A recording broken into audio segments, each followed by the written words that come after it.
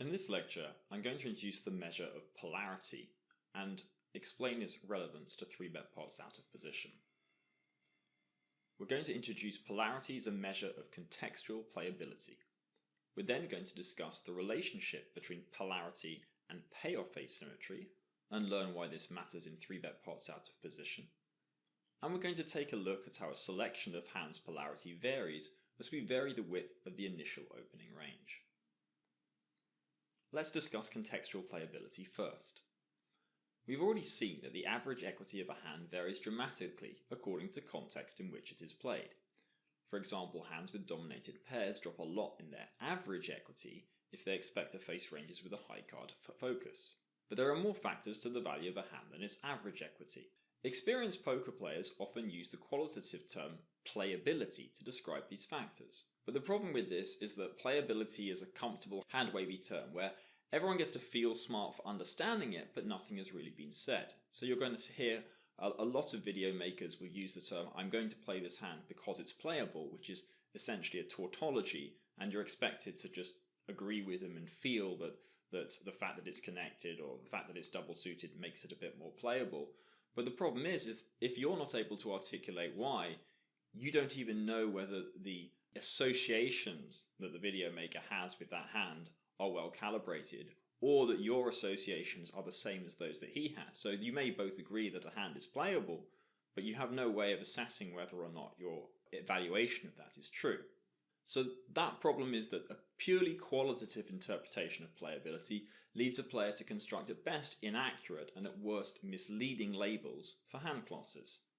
We want to assess the playability of a hand by examining the behaviour of its flop equity distribution against an opponent's range. So if you're not familiar with the flop equity distribution, don't worry, I'm going to show you in a couple of slides' time the equity distribution in a visual way so that you can understand it better. To describe this behaviour in a discrete way, so discrete as opposed to continuous, because a flop equity distribution will represent on a curve, but when we want a precise factor to be defined by a number, we need a discrete measure. So we're going to measure the frequency with which the hand passes a chosen equity threshold against a given range on the flop. We're going to label this measure polarity, and we're going to denote it with the variable Q of t. So t is some equity threshold that we choose for the context in question. Now, semantically, that's a little bit difficult to parse, especially if you're not mathematically familiar. So let's instead look at a visual explanation to understand this in more detail. We can choose an equity threshold, so that's the t value in Q of t, that is appropriate for the context in question. I have a graph here, and what's being shown to you is queen, queen, 8-6, single suited to the queen with precisely 2 cards of the same suit against a 50% button open. And on the graph opposite, I'm going to label, first of all, Q of 80. So you see the 80% equity threshold, we're intersecting there, and that's at around about the 10% frequency. Q of 65, where we're getting into the 20s, and Q of 50, where we are comfortably above 60%. Now we understand what flop equity distributions are and we understand what the Q of t value is, let's discuss payoff asymmetry. So why is polarity important in 3-bet pots? I introduced this idea of payoff asymmetry. Some hands have the potential to build large pots of value, and that's highly conditional upon the context in which the hand is played. Polarity is a crucial factor in our metric for measuring a hand's value in 3-bet pots out of position. We're going to be using Q with a t value of 65 to help us to identify hands which have a payoff asymmetry in our favour. So in the presentations which follow, when I'm establishing value ranges in 3-bet pots, I'm going to be commonly using Q of 65, so the 65% equity threshold, as a way of determining which hands, even though they might have a marginal equity advantage, have a significant enough polarity advantage and thus a significant enough payoff asymmetry to expect to be able to build the pot out of position.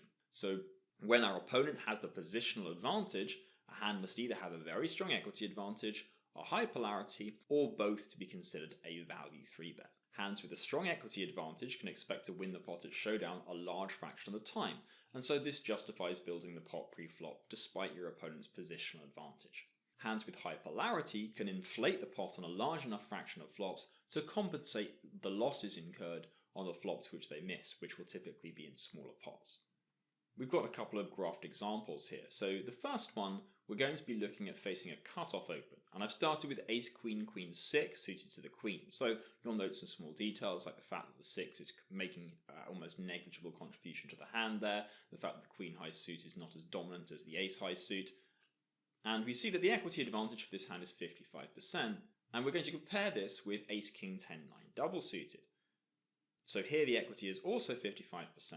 What's the difference between them in terms of what has erstwhile been called playability? Well, it's their polarity. So you see that despite the similar equity, the Q at 65, so the polarity of the equity threshold of 65, is only 23% for ace, queen, queen, 6, whereas it's 29% for the ace, king, 10, 9. You're going to have more pots which you can inflate and be comfortable stacking off with the ace, king, 10, 9 double suited than the ace, queen, queen, 6. As a consequence, the ace, king, 10, 9 double suited is a superior 3-bet than the ace, queen, queen, 6 is. The next example is against a 50% button open. So I've taken a particularly unattractive pair of kings here. We've got king, king, 8 deuce suited only to the 8, and the 8 and deuce, of course, are a toxic combination, so there's no straight potential whatsoever in the hand. It's going to have an equity of 55% against the 50% button open, and we're going to compare this with ace, king, queen, 5. Now, I'll caution you, although you'll have a fair representation of this in a couple of slides, do not take this to be an example of just ace with 2 Broadway and an ace high suit and that's good enough. This is a very, very special case of ace with 2 Broadway because the 5 is the best possible wheel card that you could hold and it's superior to the 6 and usually the 7 barring certain exceptions. Something like ace, king, 8, 7 is very playable. And we've also got the ace and the king and the queen, and ace, king, queen hands are far superior to even ace, king, jack, ace, king, 10, and certainly to the ace, queen, jack, ace, queen, 10. Ace, jack, 10 is a bit of a special case as well. So here we see that that's got lower equity than king, king, 8 deuce, but any experienced Omaha player is going to be a lot more comfortable 3-betting this latter hand. Perhaps you would say because it's playable, but now we have a measure. So we can see that the graph is much more steeply sloped towards the end, so the very worst hands that you flop with ace, king, queen, 5 are a lot worse than with the king, king, 8 deuce, but the stronger hands that you flop, so not the strongest as you see it, if we were looking at Q of 80 it's slightly higher for king, king, 8 deuce, but the stronger group of hands, there's an 11% increase in the polarity at the 65% point for ace, king, queen, 5 than there is for king, king, 8 deuce. As a consequence, ace, king, queen, 5 is far superior to 3-bet against a button open than king, king, 8 deuces. Now, polarity is dynamic. And this is another, it's a theme that is going to be emphasized throughout all of my work, but throughout this course especially, is that the metrics that you are encouraged to use from other parties are incomplete. Standard poker theory dogma is very, very static, and so it would like to tell you that certain types of hands are more playable, full stop. So you'd like to see certain types of double-suited handers as always being more playable, certain types of ace-high suits as always being more playable. But they're actually contextual, and I've got a bit of an illustration of that over the coming slides. So let's see first of all how polarity range varies with range. So the polarity of a hand is going to change depending on the opening range which it faces, but the changes are not simply linear and positive. So this idea that the wider the opening range we're facing, the greater the polarity of our hand is categorically false. I've got some fantastic illustrations here below. So the first group that we're going to see are the rundowns. So we can see that with the rundowns, not only does their behavior individually vary depending on the rank of the rundown, but it also varies depending